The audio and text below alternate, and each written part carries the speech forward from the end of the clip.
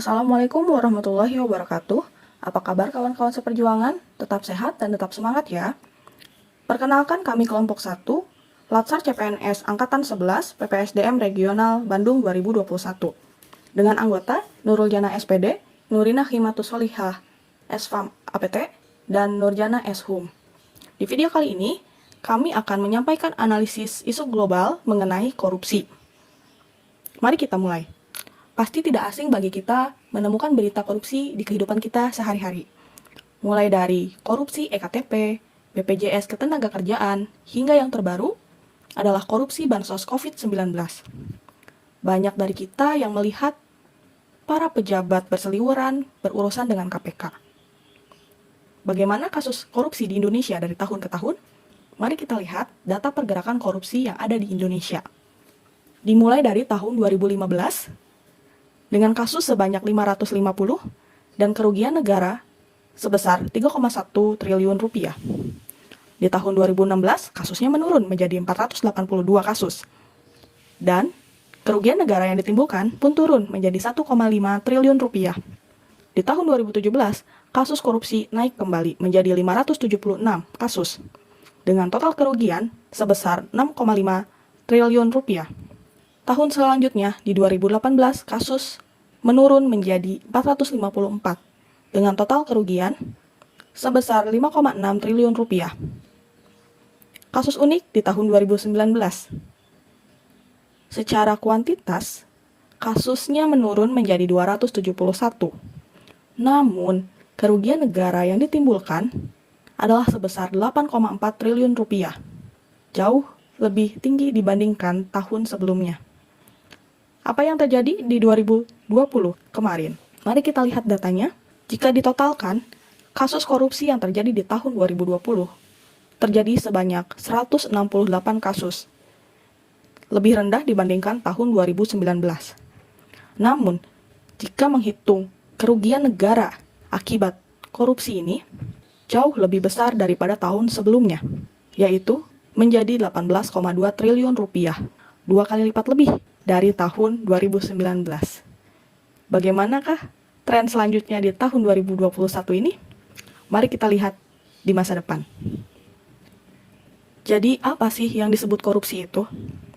Secara kebahasaan atau secara harfiah, korup berarti kejahatan, kebusukan, dapat disuap, tidak bermoral, kebejatan, dan ketidakjujuran.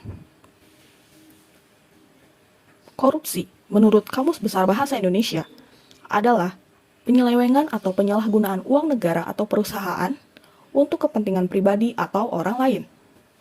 Bagaimana definisi korupsi menurut undang-undang yang ada di negara kita? Menurut Undang-Undang Nomor 31 Tahun 1999 dan direvisi di Undang-Undang Nomor 20 Tahun 2001 tentang pemberantasan tindak pidana korupsi, didefinisikan bahwa korupsi adalah tindakan yang melawan hukum dengan maksud memperkaya diri sendiri, orang lain, atau korupsi yang berakibat merugikan negara atau perekonomian negara. Mari kita lihat tindakan apa saja yang termasuk ke dalam korupsi. Yang pertama, merugikan keuangan negara. Di sini kita lihat tikus sedang menggerogoti uang negara. Jadi, koruptor di sini adalah yang mengambil secara perlahan dan membuat rugi keuangan negara. Yang kedua, suap menyuap. Ada yang menyuap dan ada yang menerima suap. Suap menyuap ini seperti menyogok untuk suatu kepentingan. Misalnya, ingin diangkat sebagai kepala bagian dinas A, ataupun jabatan yang lainnya yang tersedia. Yang ketiga, penggelapan dalam jabatan. Ini yang banyak terjadi, banyak kepala daerah yang melakukan penggelapan dana pemerintahan daerahnya untuk dirinya pribadi. Yang keempat, pemerasan. Pemerasan ini pemaksaan kepada seseorang untuk memberikan uang atau hartanya kepada orang lain agar contohnya menutup rahasianya atau dengan menakut-nakuti yang bersangkutan. Kemudian yang kelima adalah perbuatan curang, di mana di sini terjadi ketimpangan. Misalnya orang miskin menabung untuk BPJS misalnya. Kemudian Pejabat di bagian atasnya mengambil uang tersebut bukan untuk operasional BPJS, melainkan untuk kepentingan dirinya pribadi. Contohnya seperti itu. Kemudian, yang keenam, benturan kepentingan dalam pengadaan. Misal di suatu wilayah akan didirikan proyek A, maka kepala daerah di sini mengambil tendernya dari keluarga yang dekat atau dari sahabat yang dekat. Karena di sini ada benturan kepentingan dalam pengadaan, agar alokasi dana yang ada dalam anggaran masuk ke budget keluarganya atau teman-temannya, seperti itu. Dan yang terakhir adalah gratifikasi. Gratifikasi adalah memberikan hadiah kepada para pejabat sebagai ucapan terima kasih, misalnya seperti itu. Entah berbentuk parsel ataupun tiket liburan, tiket transportasi, dan lain sebagainya. 7 tindakan tersebut termasuk ke dalam tindak korupsi. Jadi, mari kita mulai menghindari ketujuh tindakan tersebut. Kita perlu tahu apa saja sih dampak dari korupsi. Yang pertama di bidang ekonomi. Korupsi membuat boros sumber daya. Misal yang digunakannya seharusnya 100, digelembungkan menjadi 150. Betapa borosnya. Kemudian, mengganggu perusahaan ataupun instansi di mana perilaku korupsi tersebut terjadi. Kemudian, modal lari ke luar negeri, yang seharusnya kembali ke dalam negeri untuk kesejahteraan rakyat-rakyat Indonesia, ini dilarikan ke luar negeri untuk kepentingan pribadi. Kemudian, adanya gangguan penanaman modal, karena dari dana tersebut, ada yang dimasukkan ke dalam budget untuk melakukan tindak pidana korupsi atau tindakan korupsi. Di bidang sosial budaya, korupsi akan menyebabkan revolusi sosial, perubahan sosial yang sangat cepat, dan ketimpangan sosial, di mana yang kaya semakin kaya dan yang miskin semakin miskin.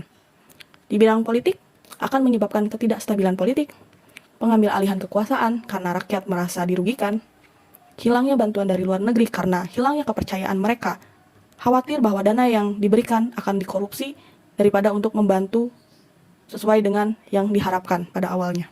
Yang keempat, hilangnya kewibawaan pemerintah.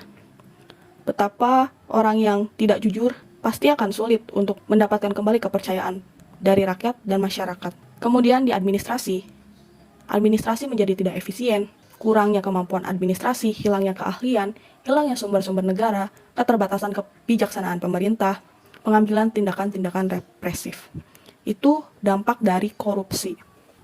Selanjutnya, mari kita lanjutkan ke tahap pra-analisis isu korupsi dengan metode pentahelix. Korupsi di sini kita lihat secara umum dan ada beberapa pihak yang terlibat di dalam korupsi ini. Yang pertama pemerintah, yang kedua akademisi, yang ketiga masyarakat, yang keempat pelaku usaha, dan yang kelima media. Di sisi pemerintah, tendensi kebijakan berpihak pada pelaku korupsi. Di sini aturannya membuat korupsi menjadi lebih mudah dilakukan di sekitar pemerintahan, seperti itu. Kemudian budaya kerja anti korup yang masih minim, hukuman korupsi yang jauh lebih kecil daripada keuntungan yang didapatkan ketika kita melakukan tindakan korupsi. Jadi tidak seimbang hukumannya, terlalu ringan. Jadi ya banyak yang melakukan tindakan korupsi. Kemudian proses penyidikan kasus korupsinya lambat. Jadi korupsinya sudah berapa bulan yang lalu, baru disidiknya beberapa bulan kemudian. Lambat. Kemudian penyalahgunaan wewenang dan kekuasaan, dan rendahnya pendapatan penyelenggara negara. Ini yang memicu tindakan korupsi yang terjadi di area pemerintahan. Selanjutnya, apa yang menjadi penyebab di pihak akademisi?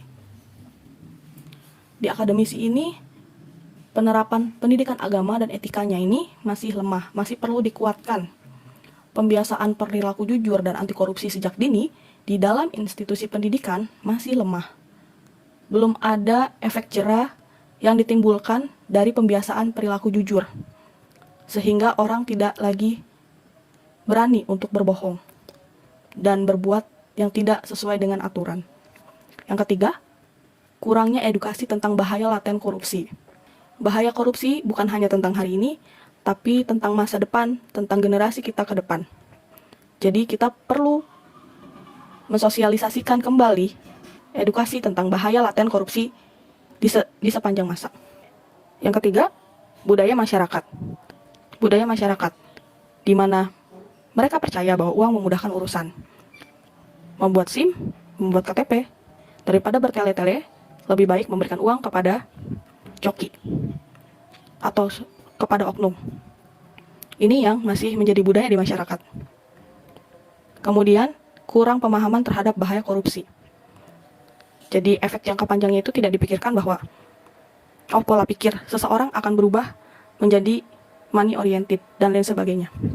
Kemudian yang keempat, pelaku usaha. Nah, karena sistem birokrasi perizinan usaha yang rumit, maka ini pun menjadi celah untuk korupsi. Teknik suap menyuap, gratifikasi untuk mempermudah perizinan itu lazim dilakukan. Dan yang terakhir, dari segi media. Media terlalu mementingkan rating atau keuntungan bagi dirinya sendiri. Ini yang menyebabkan adanya penyajian secara parsial, tidak utuh maksudnya, tentang berita korupsi. Dan yang terakhir, kurang netral dalam memberitakan korupsi. Jadi masih berpihak, masih ada yang ditutup-tutupi, dan lain sebagainya. Baik, itu saja dari saya. Penjelasan selanjutnya akan dijelaskan oleh Nurjana. Silahkan. Setelah memahami berbagai isu korupsi yang telah dijelaskan sebelumnya, maka selanjutnya perlu dilakukan analisis untuk menetapkan isu mana yang berkualitas atau bersifat aktual. Dalam presentasi kali ini, kami menggunakan metode USG, yaitu Urgency, Seriousness, and Growth sebagai alat bantu TAPIS. Urgency yaitu seberapa mendesak suatu isu harus dibahas, dianalisis, dan ditindaklanjuti. Seriousness yaitu seberapa serius suatu isu harus dibahas dikaitkan dengan akibat yang akan ditimbulkan. Growth yaitu seberapa besar kemungkinan memburuknya suatu isu tersebut jika tidak ditangani segera. Dalam metode ini, kami menentukan poin isu, skala 1-5 atau 5-10. Nanti hasil tertingginya akan menjadi isu prioritas. Di sini, isu prioritasnya adalah isu nomor 1, yaitu kasus korupsi dana bansos COVID-19. Urgensi dari isu ini adalah masyarakat, terutama yang terkena dampak ekonomi akibat pandemi, membutuhkan bansos dari pemerintah agar mereka tidak jatuh dalam jurang kemiskinan. Karena dana ini dikorupsi, masyarakat yang terkena dampak ekonomi akibat pandemi bisa jatuh dalam kemiskinan. Jika isu ini tidak segera ditangani, masyarakat akan kehilangan kepercayaan pada pemerintah, serta pemulihan ekonomi nasional akibat dampak COVID akan terhambat. Kemudian, isu yang mendapatkan poin kedua tertinggi adalah kasus korupsi IKTP. Urgensi dari isu ini adalah IKTP merupakan bagian dari modernisasi data kependudukan yang akan mempermudah administrasi birokrasi penduduk. Karena dana ini dikorupsi, akan mengakibatkan data kependudukan menjadi bermasalah. Apabila isu ini tidak segera ditangani, selain data kependudukan yang menjadi bermasalah, pemerintah akan sulit dalam mengambil kebijakan yang strategis. Kemudian, isu yang terakhir yaitu kasus korupsi Jiwasraya. Urgensi dari isu ini adalah dana nasabah yang raib dikorupsi wajib dikembalikan kepada nasabah. Akibat kasus korupsi tersebut, dana nasabah terancam tidak bisa dikembalikan.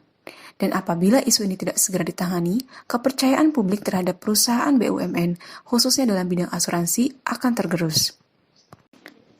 Selanjutnya, kami menganalisis isu menggunakan metode Fishbone. Isu yang kami analisis adalah kasus korupsi dana bansos COVID-19 yang mendapatkan poin tertinggi berdasarkan analisis metode USG. Fishbone diagram akan mengidentifikasi berbagai sebab potensial dari suatu masalah. Di sini kami mengidentifikasikan sebab masalah dana bansos COVID berdasarkan 4 faktor. Faktor yang pertama yaitu aturan.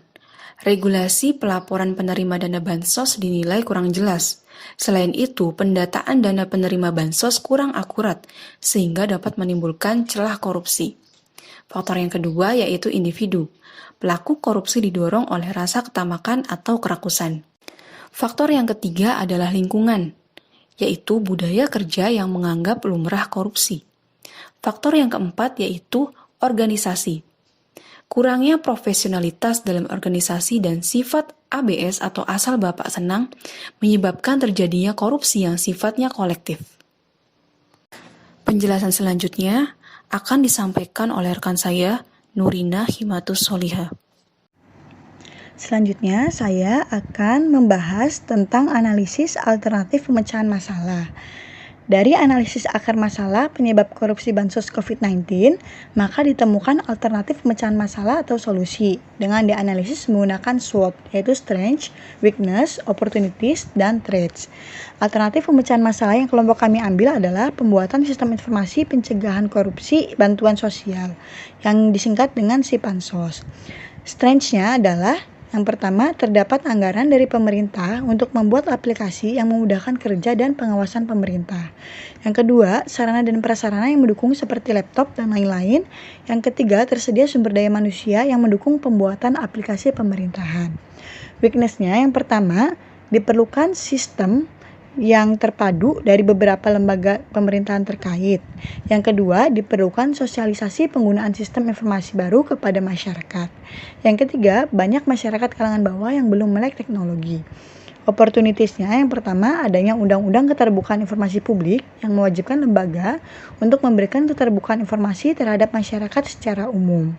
Yang kedua, kemajuan teknologi dan banyaknya akademisi yang mampu membuat aplikasi untuk meningkatkan akuntabilitas. Threats-nya, rumitnya birokrasi. Yang kedua, pelaku kejahatan korupsi cenderung mempunyai banyak jaringan dan melibatkan banyak orang dalam pemerintahan daerah. Hal ini membuat kejahatan semakin rapi dan sangat sedikit meninggalkan bukti kejahatan. Yang ketiga, kurangnya kesadaran masyarakat dalam pelaporan kasus korupsi. Selanjutnya, alternatif pemecahan masalah atau solusi yang kelompok kita ambil adalah SIPANSOS, yang merupakan suatu sistem informasi elektronik berbasis website yang berisi pengelolaan informasi, penyaluran, dan pelaporan bansos. Jadi, SIPANSOS ini merupakan bentuk penerapan asas akuntabilitas dan keterbukaan dalam pelayanan publik. Dalam pengoperasiannya, SIPANSOS memiliki beberapa layanan sebagai berikut. Yang pertama ada info bansos. Jadi, di info bansos ini memberikan informasi mengenai data penerima bansos. Jadi, masyarakat dapat melakukan pengecekan besaran dana bansos yang akan diterima dengan cara memasukkan nama dan NIK sesuai dengan yang tertera dalam KTP. Yang kedua, tracking bansos. Jadi, si bansos ini dapat digunakan oleh masyarakat untuk melakukan tracking terhadap status bansos yang akan mereka terima. Nah, melalui layanan ini juga, pemerintah dapat memantau penyaluran bansos. Apakah bansos sudah sampai di tangan masyarakat atau belum? Karena dalam layanan ini nanti, petugas akan dimintai bukti dokumentasi terhadap penyaluran bansos tersebut. Lalu yang ketiga ada lapor bansos. Apabila dalam proses penyaluran bansos ternyata terdapat proses yang tidak wajar atau ada kejanggalan, seperti adanya pengurangan jumlah dana bansos atau bansos tersebut belum sampai ke penerima padahal di statusnya sudah diterima, itu bisa dilaporkan. Jadi dalam memberikan laporan, si pelapor akan dijamin identitasnya agar si pelapor merasa aman. Jadi melalui pelayanan ini, masyarakat juga dapat memberikan laporan apabila dalam proses pelayanan tidak dilayani secara layak. Nah, pelaporan ini kemudian akan ditindaklanjuti oleh Ombudsman dan juga KPK karena layanan ini nanti akan nge-link ke Ombudsman dan juga KPK. Lalu yang fitur terakhir ada warning bansos. Layanan ini dikhususkan kepada petugas penyalur bansos apabila bansos belum diberikan kepada masyarakat melewati jangka waktu yang telah ditentukan. Sehingga menjamin pelayanan publik yang prima dengan cara menyalurkan bansos ke masyarakat secara cepat dan tepat sesuai dengan jangka waktu yang telah ditentukan. Nah, itu adalah layanan-layanan yang terdapat di SIPANSOS, dari mulai info bansos, kemudian tracking bansos, kemudian lapor bansos, dan yang terakhir ada warning bansos. Selanjutnya, ketika alternatif pemecahan masalah itu sudah ada, yaitu ada SIPANSOS, kemudian tahapan selanjutnya untuk memulai pengimplementasiannya, yang pertama ada tahap perencanaan. Jadi bertujuan untuk menentukan besaran jumlah dana yang dibutuhkan dalam membuat dan mengembangkan sistem database dalam SIPANSOS. Selain itu juga perlu direncanakan kerangka dan teknis pengoperasian serta keamanan data yang tersimpan dalam SIPANSOS agar dalam pengaplikasiannya tingkat keamanan dapat terjamin. Lalu yang kedua, ada pengaturan dasar hukum penerapan sistem, yaitu adanya pengaturan yang menjadi dasar hukum penerapan si Pansos yang juga diperlukan demi terjaminnya perlindungan hukum dalam penerapannya di masyarakat, sehingga dalam penerapannya nanti memiliki dasar hukum yang jelas. Yang ketiga, ada pelatihan dan edukasi. Perlu adanya pemberian pelatihan kepada petugas yang bersangkutan dalam bentuk video tutorial atau buku pedoman pengoperasian, agar dalam penerapan nantinya berjalan secara lancar. Selain itu juga perlu pemberian edukasi kepada masyarakat seperti dalam bentuk sosialisasi. Nah, setelah itu ke tahap penerapan. Jadi penerapan si Pansos akan dilakukan secara serentak di seluruh daerah di Indonesia sehingga penyaluran bansos dapat berjalan secara merata dan meminimalisir terjadinya korupsi bansos di setiap daerah. Tahap terakhir ada tahap monitoring dan evaluasi. Pemerintah dan leading sektor atau KPK akan melakukan monitoring selama penerapan Pansos di masyarakat untuk mengecek apakah mengalami kendala atau tidak. Selain itu, proses evaluasi juga akan terus dilakukan demi penyempurnaan sistem pengoperasian si Pansos yang lebih baik lagi, sekaligus meminimalisir terjadinya kendala-kendala yang terjadi di lapangan. Nah, dalam pembuatan si Pansos ini, ada beberapa lembaga yang terkait, sehingga sistemnya harus terpadu. Yang pertama, dalam hal data penerima bantuan, tentunya datanya diambil dari DTKS yang dikelola oleh Kementerian Sosial. Harus dipadankan dengan data kependudukan yang dimiliki oleh Kemendagri. Kemudian diselaraskan dengan data di pemerintahan daerah agar terciptanya suatu sinkronisasi data pusat dan daerah. Sehingga pemberian bansos menjadi tepat sasaran.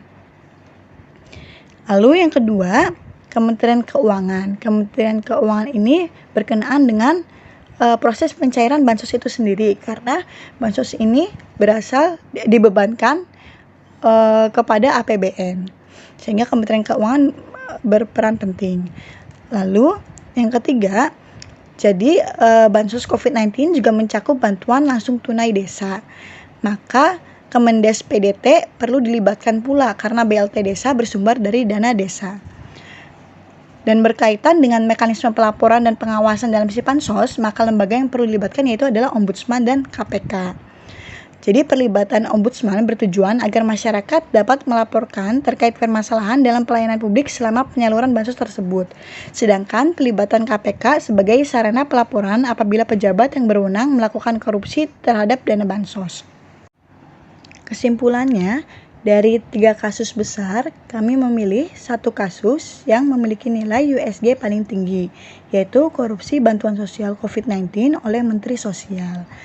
Penyebabnya setelah dianalisis yaitu dari segi aturan, regulasi pendataan dan pelaporan penerima bansos yang kurang jelas, sehingga data menjadi tidak akurat, tumpang tindih, dan kemudian menimbulkan celah korupsi.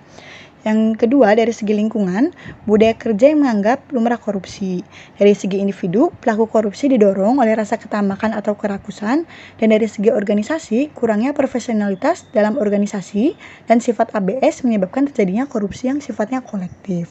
Sehingga ditemukan alternatif pemecahan masalah, yaitu dengan diperlukannya sistem informasi pencegahan korupsi bantuan sosial yang disingkat si Pansos. Sekian presentasi dari kelompok kami. Mohon maaf bila ada kekurangan. Semoga bermanfaat. Terima kasih.